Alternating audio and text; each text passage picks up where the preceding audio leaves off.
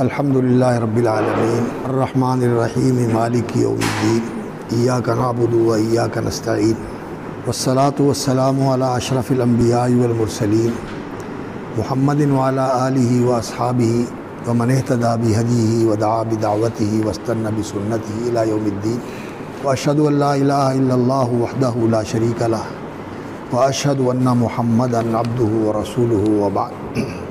اللہ رب العزت نے انسان کی زندگی کے اندر جو ایک بہت بڑی کمزوری ہے کہ ایک انسان کی ضرورت اور خواہش ہے کھانا اور پینا،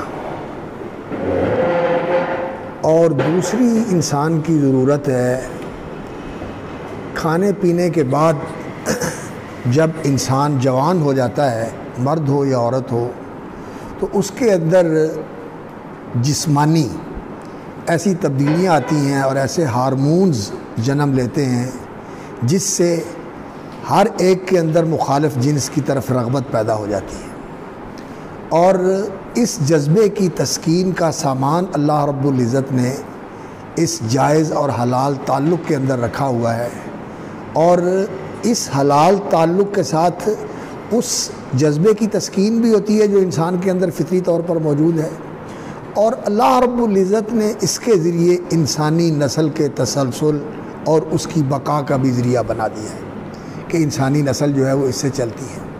انسان آسمان سے نہیں برستے، زمین سے نہیں اگتے، یہ اسی طرح پیدا ہوتے ہیں۔ جانوروں میں بھی اللہ رب العزت نے یہی طریقہ رکھا ہوا ہے۔ کیسے ہے وہ آیت؟ فاطر السماوات والارض جعل لکم من انفسکم ازواجا ومن الانعام ازواجا یذرؤکم فیہ۔ اللہ تعالیٰ تمہیں پھیلاتا ہے اس سلسلے میں، زوجیت پیدا کر کے اللہ رب العزت جو ہے وہ آگے بڑھاتے ہیں۔ اس میں اللہ رب العزت کی بڑی حکمتیں ہیں، اور اس دنیا کے نظام کو چلانے کے لیے جو اللہ رب العزت نے منصوبہ بنایا ہوا ہے، یہ حکمت اور رحمت پر مبنی منصوبہ ہے۔ اس میں اللہ کی رحمت اور اللہ کی حکمت اور اللہ رب العزت کا علم محیط کار فرما ہے۔ اس کی بعض چیزیں ہمیں سمجھ آتی ہیں اور بعض چیزیں ہماری سمجھ میں نہیں آتی۔ جہاں نہ سمجھ میں آئے وہاں اپنی علمی کمزوری کا اعتراف کر لینا چاہیے، اور جہاں سمجھ آ جائے وہاں سبحان اللہ و بحمدہ کہہ کر اللہ رب العزت کی تخلیق کے اندر جو اس کی تخلیق ہے اس میں اس کو کمال کا اعتراف کرنا چاہیے، اور اس نعمت پر اس کی تعریف کرنی چاہیے۔ یہی بندگی ہے۔ تو شروع کا جو حصہ تھا، اللہ رب العزت نے اس صورت کے شروع میں آغاز اس سے کیا ہے کہ اللہ رب العزت کا تقوی اختیار کرو۔ یا ایھا الناس اتقوا ربکم الذی خلقکم من نفس واحدۃ وخلق منها زوجہا۔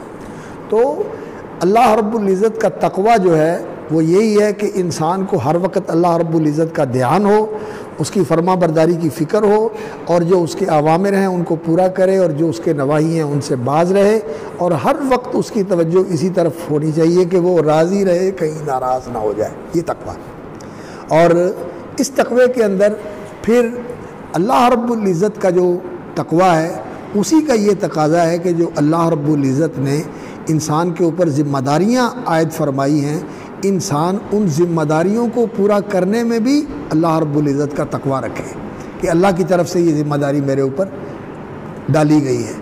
اور وہ پیچھے بھی گزر چکا سورہ بقرہ کے اندر بھی، اور بھی مقامات پر سورہ رعد میں بھی اللہ رب العزت نے ذکر فرمایا ہے کہ والذین ینقضون عہد اللہ من بعد میثاقہ وَيَقْطَعُونَ مَا أَمَرَ اللَّهُ بِهِ أَن يُوصَلَ وَيُفْسِدُونَ فِي الْأَرْضِ أُولَٰئِكَ هُمُ الْخَاسِرُونَ۔ الَّذِينَ يَنقُضُونَ عَهْدَ اللَّهِ مِن بَعْدِ مِيثَاقِهِ، اللہ کے ساتھ جو عہد ہے اس کو توڑنا، یعنی بندگی کا عہد توڑ دینا۔ أَلَسْتُ بِرَبِّكُمْ، یہ اللہ کے ساتھ عہد ہے، اور اللہ رب العزت کی ربوبیت کو مان کر پھر اس کی الوہیت کو ماننا اور اس کے ملک ہونے کا اعتراف کرنا، یہ الحمدللہ رب العالمین الرحمن الرحیم مالک یوم الدین، اور اللہم مالک الملک، اور فتعال اللہ الملک الحق، یہ جو اللہ رب العزت کو رب الناس، ملک الناس، الہ الناس، رب الفلق، یہ جو اللہ رب العزت کا تعارف ہے، اس کے ذریعے جو اللہ رب العزت کے ساتھ ہم نے عہد باندھا ہوا ہے اس عہد کو پورا کرنا، یہ اللہ کا تقویٰ ہے، اس عہد کو نبھانا۔ والذین ینقضون عہد اللہ من بعد میثاقہ۔ تو یہ جو معاشرے کے اندر اللہ رب العزت نے ماحول بنایا ہوا ہے، بعض دفعہ لوگوں کی سمجھ میں نہیں آتا کہ یہ کیسی بات ہے کہ یہ بے سہارا ہو گئے۔ بے سہارا تو ہو جاتے ہیں، بے سہارا تو ہو جاتے ہیں، لیکن یہ جو مشکلات ہوتی ہیں نا، یہ انسان کو بناتی ہیں، یہ مشکلات انسان کو بناتی ہیں، اور ناز و نعمت جو ہے یہ انسان کو بگاڑتا ہے۔ ناز و نعمت اور لاڈ پیار یہ انسان کو بگاڑ دیتا ہے، اور کس کے رکھنا یہ انسان کو بنا دیتا ہے۔ سونا کیسے بنتا ہے، اینٹ کیسے بنتی ہے، ہیرا کیسے بنتا ہے، ہر چیز جو ہے اس کے اوپر سختی آتی ہے تو پھر وہ کمال کے اندر جاتی ہے۔ تو اللہ رب العزت کی حکمت ہوتی ہے کہ اس نے کیا بننا ہے۔ تو یہ جو انسان ہے جو ان حالات سے گزرتا ہے، یہ اس کی تعمیر کرنے والے ہوتے ہیں، یہ اللہ کو پتہ ہے۔ اور رسول اکرم صلی اللہ علیہ وسلم کی زندگی کو دیکھیں کہ اللہ رب العزت نے ان کو کہاں پہنچانا تھا اور کیسے پہنچایا۔ علم یجد کا یتیما فآویٰ۔ تو معاشرے کا یہ طبقہ جو ہوتا ہے ایتام کا، جن کے ماں باپ چلے گئے یا باپ چلا گیا، اور یتیم انسانوں میں وہ ہوتا ہے جس کا باپ چلا جائے، اور جانوروں میں کون ہوتا ہے؟ جس کی ماں چلی جائے، جس کی ماں چلی جائے اس کو یتیم کہتے ہیں۔ اور دونوں نہ ہو، باپ بھی نہ ہو اور ماں بھی نہ ہو، تو پھر لتیم، یعنی ہر کوئی دھکے دیتا ہے، کوئی اس کو اپنانے والا نہیں ہوتا، کوئی اس کو سنبھالنے والا نہیں ہوتا۔ لاتما کا معنی کہتا چل چل جا، ہر طرف سے دھکے ملتے ہیں، اس کے لیے کوئی جگہ نہیں ہوتی۔ لا الہ الا اللہ۔ تو اللہ رب العزت نے معاشرے کے اس طبقے کا حق بیان فرمایا، اس طبقے کا حق بیان فرمایا، اور پھر عورتوں کا حق بیان فرمایا، اس لیے کہ عرب جاہلیت کے اندر یہ یتیم بھی لاوارث تھے، یہ یتیم بھی لاوارث تھے، اور عورتیں بھی ان کے حقوق بھی تلف ہوتے تھے، ان کی بھی حق تلفی ہوتی تھی، انہیں معاشرے میں مقام ہی نہیں دیا جاتا تھا، بس ہوس پوری کرنے کے لیے رکھا ہوا ہے، خدمت کرنے کے لیے رکھا ہوا ہے، اور اس کے بعد ان کا کوئی حق نہیں ہے۔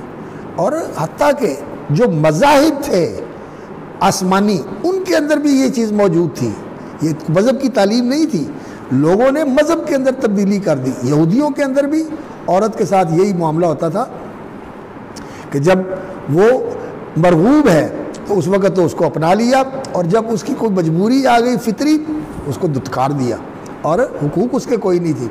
اور عیسائیوں کے پاس تو یہ ایسا تصور تھا کہ وہ عورت کو گناہ کا ذریعہ سمجھتے تھے، منبع سمجھتے تھے، کہ برائی کی جڑ ہی عورت سے نفرت۔ حالانکہ یہ بات نہیں ہے۔